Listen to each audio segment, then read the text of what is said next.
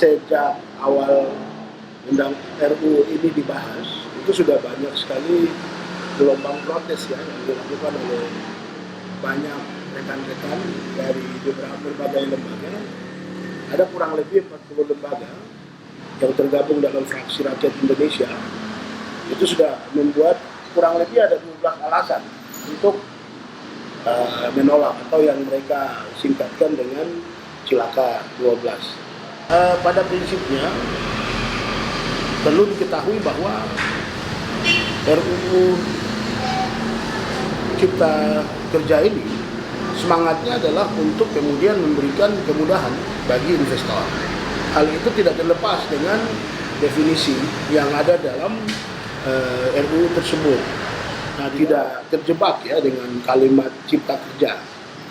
Karena kalimat cipta kerja ini kesannya kayak negara seakan-akan mau memberikan lapangan pekerjaan seluas-luasnya bagi warga negara. Namun prinsipnya atau semangatnya dari undang-undang ini adalah lebih untuk kepentingan pemilik modal. Jadi ya bisa kita singkatkan undang-undang ini ibarat body tipu isi. Bodinya disebut cipta kerja, tapi isinya adalah untuk kepentingan pemilik modal.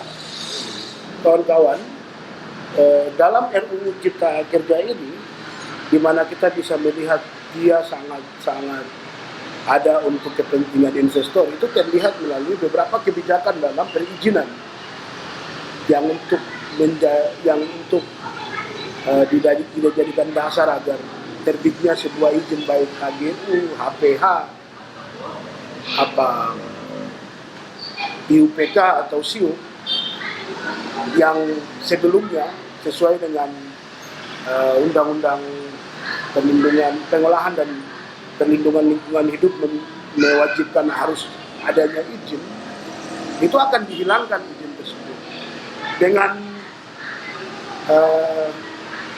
Dengan fakta tersebut sudah kita bisa membayangkan Undang-Undang Cipta Karya atau Cipta Kerja ini dia akan hadir itu sebagai produk yang tidak ramah lingkungan. Nah, bukan hanya tidak ramah lingkungan, tapi juga dia akan menjadi produk yang akan melegitimasi perampasan tanah adat. Di atas kita semua ketahui bahwa sejak Undang-Undang Pokok Agraria dibentuk tahun 1960 sampai hari ini pemerintah Indonesia tidak pernah menghargai eksistensi masyarakat adat sebagai pemilik tanah wilayah. Itu terlihat dalam kasus Papua. Sejak awal penandatanganan kontrak karya PT Freeport sampai hari ini pasca Undang-Undang Otonomi Khusus diberlakukan, itu banyak sekali HGU, HPH yang diterbitkan. Kalau saya lihat dari data Atlas Sawit Papua yang dicetak oleh teman-teman pusaka, itu kurang lebih ada 70-an lebih, 75 lebih HGU. Di mana HGU itu semua diberikan oleh pemerintah, baik paling banyak oleh pemerintah pusat dan juga pemerintah provinsi. Yang sungguh sangat disayangkan adalah dalam pemberian izin tersebut itu tidak pernah melibatkan masyarakat adat sebagai pemilik hak wilayah. Padahal jelas dalam Undang-Undang Otonomi Khusus itu memberikan perlindungan dan juga pengakuan bagi eksistensi masyarakat adat, dan bahkan secara teknis itu memberikan rekomendasi kepada pemerintah apabila ingin menghadirkan investor harus mempertemukan masyarakat adat pemilik wilayah dengan investor tersebut, di mana pemerintah sebagai mediasi. Namun yang terjadi tidak seperti itu. Berkaitan dengan hadirnya undang-undang ini juga, kalau kemudian kita kaji menggunakan pendekatan Undang-Undang Nomor 12 Tahun 2011 tentang tata cara perumusan perundang-undangan, ini sudah terlihat tidak memenuhi ketentuan sebagaimana yang diatur dalam Undang-Undang Nomor 12 Tahun 2011. Salah satunya adalah melibatkan masyarakat sipil dalam perumusannya, atau yang biasanya diistilahkan dengan public hearing. dalam perumusan. Ini tidak terlihat. Masa sekelas undang-undang untuk diberlakukan di seluruh Indonesia, namun tidak pernah ada public hearing sama sekali. Lantas, itu kemudian akan menimbulkan pertanyaan, untuk siapa peraturan ini? Kan kita kemudian tidak bisa menggunakan dalil, karena sudah diberlakukan jadi dianggap tahu. Padahal dalam perumusannya tidak pernah ada public hearing kepada masyarakat di seluruh wilayah Indonesia. Ini sudah menunjukkan ada fakta cacat dalam perumusan undang-undang ini. Dan ini juga membuktikan bahwa undang-undang ini sebetulnya hanya kepentingan para DPR yang membuatnya, dan juga mungkin orang-orang yang memiliki hubungan khusus dengan para DPR itu. Dalam hal ini investor yang memiliki hubungan khusus dengan DPR itu. Nah, selanjutnya yang perlu diketahui bahwa dalam konteks Papua, Undang-Undang Cipta Kerja ini hadir sebetulnya untuk merampas tanah adat orang Papua. Kenapa saya katakan seperti itu? Tadi sudah saya sampaikan, sejak Undang-Undang Nomor 5 tahun 1960 diberlakukan, sampai saat ini tidak pernah ada pengakuan ataupun penghargaan terhadap masyarakat adat dan hak wilayahnya. Itu terlihat dalam semua kontrak, dimulai sejak tanggal 7 April 1967 dalam kontrak karya PT Freeport dan pemerintah Indonesia. Masyarakat adat tidak pernah dilibatkan di dalam situ.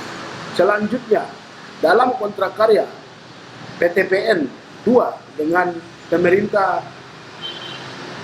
pusat maupun pemerintah Provinsi Papua di tahun 1983 untuk kepentingan perkebunan sawit di Arso dan Pravi, Manokwari, itu tidak pernah melibatkan masyarakat adat. Selanjutnya di tahun 95 ada beberapa HPH yang diberikan, itu juga sama, tidak pernah melibatkan masyarakat. Justru masyarakat kemudian memprotes, yang protes malah dibalas dengan dikerahkan brimob ke sana, sampai kemudian berujung pada terjadinya kasus pelanggaran HAM wasior berdarah. Selanjutnya di masa otonomi khusus juga sekian banyak perusahaan yang hadir, itu pun tidak pernah melibatkan masyarakat adat sebagai pemilik wilayah dalam kontrak karya ataupun perjanjian yang dilakukan. Ini semua membuktikan bahwa tidak ada jaminan bagi masyarakat adat dan juga hak wilayahnya, sekalipun sudah ada redaksinya dalam pasal dalam Undang-Undang Pokok Agraria.